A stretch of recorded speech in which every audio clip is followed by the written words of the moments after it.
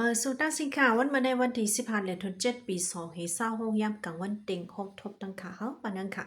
อยู่แล้วนังข่าววันมาในเฮาค่ะมันถมด้วยข่าวขึ้นตานั้นมีมาแทงในค่ะเนาะออนดักสุดแต่ก็ใครรู้อ่านปันพี่น้องเฮาเขา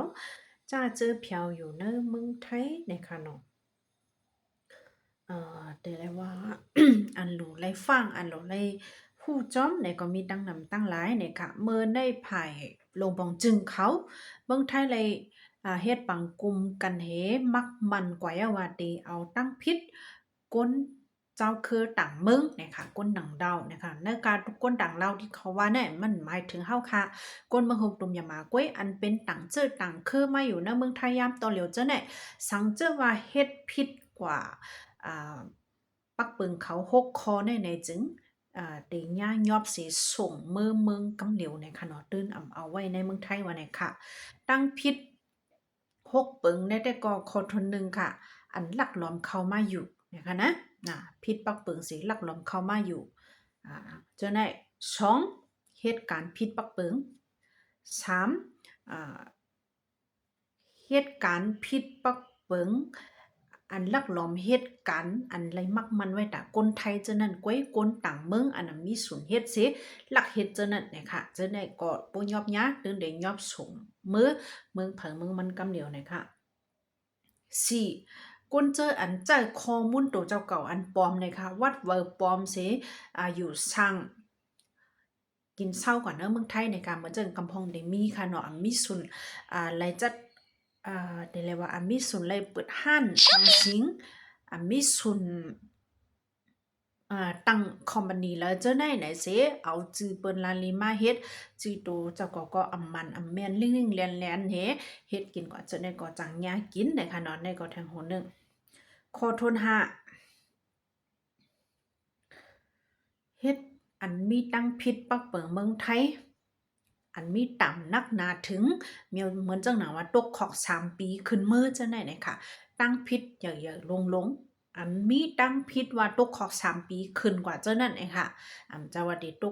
ตกขอกแก่ค่ะนะเมื่อเร็วเนี่ยติยอบสิส่งเมืองเผิงเมืองมันกำเร็วเนี่ยค่ะเนาะแล้วก็ขอโทษฮกได้ก็ได้เป็นก้นเจออันปันตั้งจอยแถมแหละเฮ็ดให้เปิ้นพิษนั่นค่ะนะย้อนนอมค่ะเนาะขอความค่ะก็ก้นเจออันปันตั้งจอยแถมภูมิตั้งพิษนี่ค่ะเนาะก้นเจอนั่นก็เตย่านลืมออกนอกเมืองไทยและแห่ห้ามเอิ้นปิกป้าวีซ่าตัดที่เข้ามาขึ้นเหมือนกันเลยค่ะเจอในก็ตึกพักมันมาในวันเหมือนได้นะคะเนาะและหันเป็นข่าวใหญ่ข่าวลือข่าวลังอยู่คือวัดเวอร์แห่งการนะคะนะวอกผามิดโจเข้าอันห้องว่าโปโต62นั่นได้ก็มือคำว่าหูคำคาไลลัดกว่าพองเย้านะคะนะยอดเปิ้นนั้นแล้วเฮาลัดแทงเข้ากว่าถ่อมต่างหัวเอาค่ะเนาะเกี่ยวก็เกี่ยวข้องกันด้านกฎเหตุการณ์เมืองไทยไว้หนึ่งกับค่ะเนาะแห่งการยันเมืองจ้าเจออ่เวอร์มีส่วนและเหตุการณ์อันอายุได้หมดเนาะเดือนธันวาคม11ปี2026ปีนั้นนั่นเองค่ะภายเมืองไทยเขาตีตรงวัดเวอร์ปันกว่าแต่ตาข้าวตั้ง1 ปีเนี่ยค่ะเนาะแห่งการยันเมืองอันมีวัดเวอร์ต่อถึงวันที่ย้อนนำค่ะต่อถึงเดือนที่11ปี2026เนี่ยตั้งเสียงตั้งหมดได้มีอยู่770,000ก่อนค่ะนั่นก็เมืองฮงตุมอย่ามาเฮาตีนำสิเปิ้นเต็มีทางเมืองลาวนี่ค่ะนะเวียดนามกว่าป้าเนี่ยค่ะเนาะจะเจอพี่น้องเขาอายุเดมดวัดเวอเลือนทวน11ปี2026ในเนี่ยก็ห่างเฮียนเก็บเงินไว้ตาได้ต่อวัดต่อไว้เลยแทงเงานะคะเนาะเข้าตั้งอำเภอสังโลดต่อแทงเงานะคะนะตึกหาป่นมาหลายเลือนก้อยเลยลือกว่าก็นะคะเนาะบ่อยู่เมืองไทยก็เป็นนั้นขนาดนะไปตั้นหู้สังโปโลต่อวัดต่อไว้ในทางที่ค่ะเนาะนี่ก็โหนึงค่ะ แล้วก็มีทางข่าวกัมพูชาใต้นิวส์แตมไว้ลองตั้งเขาเวียงโหปงเมืองใต้ปอดจันนะคะตาหิมตั้งเขาเวียงโหปงตาตั้งไก่หมอกหนึ่งลักนั่นภายเจ้าหน้าที่เขาผู้มีปุนพรหลบองจึงเขาเดสืดเส้นตั้งอันไหนให้มันโบเป็นเส้นตั้งคอนกรีตว่าไหนค่ะตั้งกวางมันได้ก็เขาเตเอ็นเฮามันถึง40ปลาย8ทัดนะคะนะตั้งกวางเส้นตั้งจังไหนตั้งยาวมันได้ก็เตเฮ็ด1 ลักไว้ว่าเนี่ยค่ะเนาะ มันเตะแต่เอาตีไม้ลักปากเศร้า5/4ต่อถึงปากเศร้า6/2นะคะนะเตเป็นตั้งเขาเวียงหูปุ้งต่อถึงเวียงตุดีนั่นนะคะนอนเลือนั่นอ่ำก้าเนเวียงหูปุ้งก็ตีหิมตั้งเขาเวียงหูปุ้งต่อถึงตั้งเพพลาหมวยต่อหิมนั่นในก็ตีข้าเจอตีเฮ็ดสร้างปันกว่าเส้นตั้งสื่อคอนกรีตเหมือนกันเลยค่ะในก็อันหับเอาปูนพรสื่อได้ก็ตีเป็นคอมพานีอันตั้งกิกหลานไว้ตีนเส้นตั้งนั้นก็หนังกับค่ะเนาะอันห้องว่าเส้นแต่แล้วว่า มันได้มีโทเก็กค่ะนะโทเก็กอันนั้นอันที่หับเอาปูนพรให้สืบสื่อตั้งกว่าให้เขาก็เก็บกินกามันนั่นขนาดเนาะอันนั้นก็โหนึงค่ะเกี่ยวกับเมื่อว่าในมีข่าวขึ้นมากค่ะเกากลางดังมันทบกันกว่าแทงตีเวียงลาเซียวนะคะนะไว้นั่นก็เดลหันผายเกาก้างปล่อยออกมาปันทางไฮซึกอันอยู่ใต้ซึกมันค่ะนะป้าดังปลิกหันเขาเลยสั่งเลยตั้งหมด40ไปเนี่ยค่ะอันนี้ก็เลยว่าเป็นข่าวหลักไล่โหนึงนั่นขนาดเนาะป่วนมาในวันที่14เดือน7ปี2025ยามโหคำไว้วัน3โมงจะได้เลยค่ะไว้เสกขอมเฉียนซึกมันเลยเกาก้างเขาหบทบกันกว่าเย่าไหนไล่หันผายเกาก้างปล่อยออกมาให้ซึกตา40ไปเอ็ดเกาะเนี่ยค่ะเจ้านั่นก็เตเป็นอันย่อไปในคงอย่าซึกตา16เกาะนะคะเนาะอันมีดีห้อง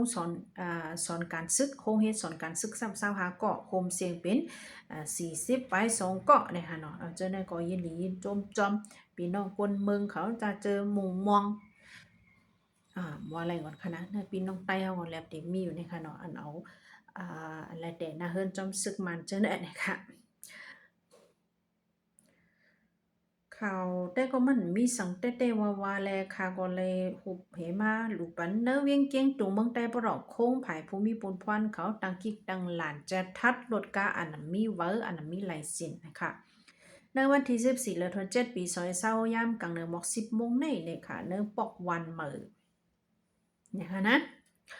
อันอยู่ที่ปอกวันเหมอเวียงเมืองเพียกเสจือก้นห้องว่าเอาโสไข่นะคะพอขับมารถกาอันเป็นเจอเส้นแลกซัส6ปากนะคะเป็นสีล้ำนะคะเนาะมาเผียวปอดตั้งมาญาภูมิภูมิพรเขาจะทัดเนไลวัดว่าอะไรจินสร้างขอนไว้สังแลถูกติ้งยอบกว่าเยาวันไหนค่ะนั่นก็ถูกติ้งยอบไว้ดีโฮงปลิกเวียงเก่งตุ้งเลยค่ะตั้งรถตั้งกานะคะเนาะฟังป้าพี่น้องเขาแทงโหนึงค่ะดีเว้งปางล้องยอบไหลโผแม่2ก่ออันแหลหาหลักเอาเคิงเจอคือตื้ออันเจอตื้อเนการป้ายผูกซ้อมวันในค่ะในวันที่14เดือน7ปี2026ในนะคะยอบไหลโผแม่2ก่อดีวันจอมยากนะคะนะและวันเยอู้นะคะเนาะไหลหันเจ้าให้เจ้าชนเขาเจ้าแน่ยอบไหลกว่านะคะนะหลักเอาเนาะชนเปิ้นว่าเตมีจักหลุดนับนะคะเนาะจักหลุดนำให้ป้าเจมเสียมแล้วก็เครื่องโคหลอดนำเจ้าในขณะอันเจ้าตื้อหลุดนำปล่อยนำเจ้าในนะคะเนาะเนี่ยก็ยอบไรกว่านะคะนะภายกวนเมืองพี่น้องปืนตีโคมกันใส่ยอมไรกว่าเอามอบอับปันเดจุ้ม PNO จุ้มซึกปะโอเขาในคานอยอดเปิดเว้งปังลงในเป็นนาทีได้เลยว่าปะโอกุมกำพองงำหังขอเนี่ยค่ะนะผู้หลักคนจนเนี่ยก็มีกุฏินะคะเนาะพี่น้องเขาค่ะมันได้ก็ค่ะอ่านข่าวอมปอจึงหนังคือกล่อมฮู้ค่ะเนาะก็กะว่าถ่อมกันกว่านั่นขนาดนะแต่ว่าอ่ำลองใหญ่ก็ซ้ำลองใหญ่อยู่กูอันนะคะข่าวคันค่ำค่ะเนาะ1แก๊ปมีกว่า94แสนไป20,000นะคะตกแต่ตกว่าค่ะพี่น้องนะมาแล้วเนี่ยคันเงินได้ก็เหมือนเก่าก้อยค่ะอำบ่แลกลายสังตอนกลางวันในก็ติมีหมอกในเองค่ะอันเคยฟังได้พี่น้องเขาเมืองไทยนี่ค่ะเนาะอยู่แม่นให้จอมปักเปิงนี่ค่ะนะเฮาค่ะจังค่อยมาพบทบกันแต่โหค่ะมายินหลียินจงค่ะ